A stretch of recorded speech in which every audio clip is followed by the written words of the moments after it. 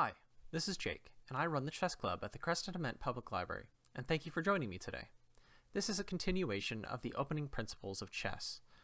Today, I'll go over a real game that I played this week that exemplifies why following these principles are important.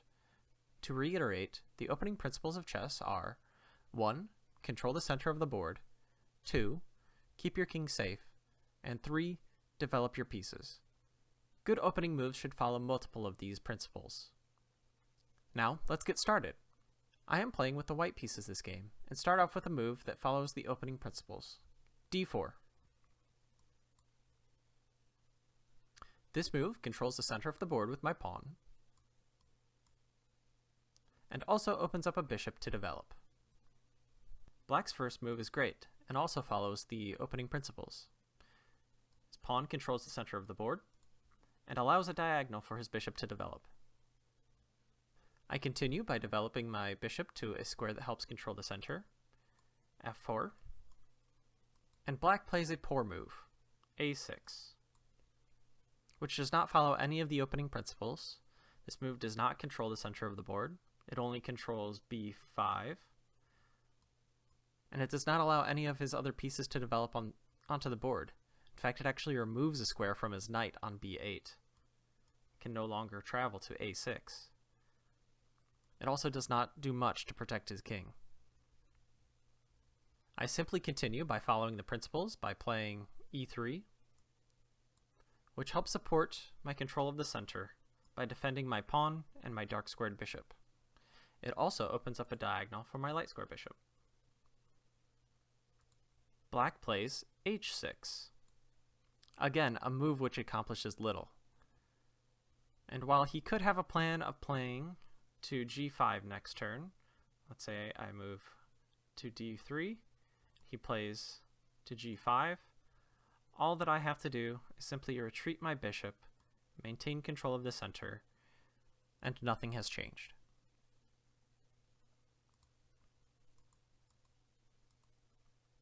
Now, here I notice that black has not been controlling the center very well, so I attempt to challenge their central piece by attacking it with a pawn. I play c4. Here, black takes with his pawn, which is an okay move, but it does not really follow the opening principles. It completely concedes center of the board, as his pawn is no longer on d5 to control.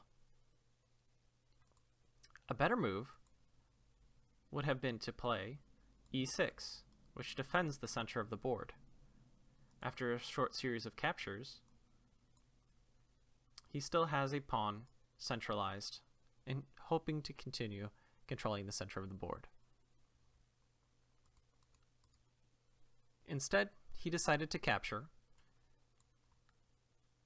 and after I play, bishop takes on c4. I have two of my pieces developed, both of my bishops, which are both helping to dominate the center of the board, along with this pawn, and I have plans to safely castle after I develop my knight, following all of the principles: controlling the center, developing my pieces, and protecting my king.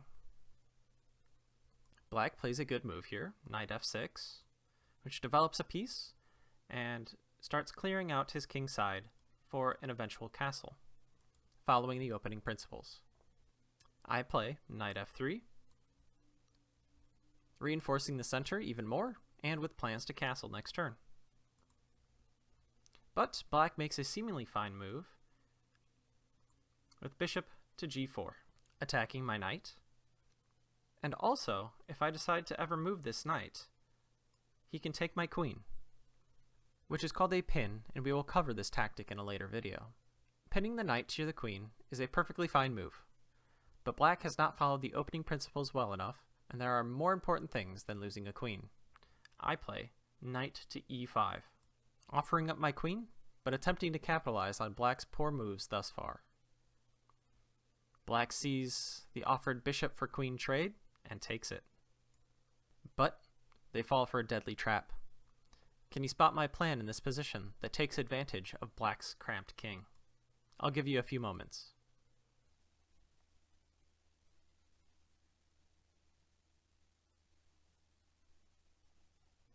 bishop to f7 is checkmate. Attacking the king with support from the knight, preventing a recapture, and also cutting off the only escape path that the king might have had.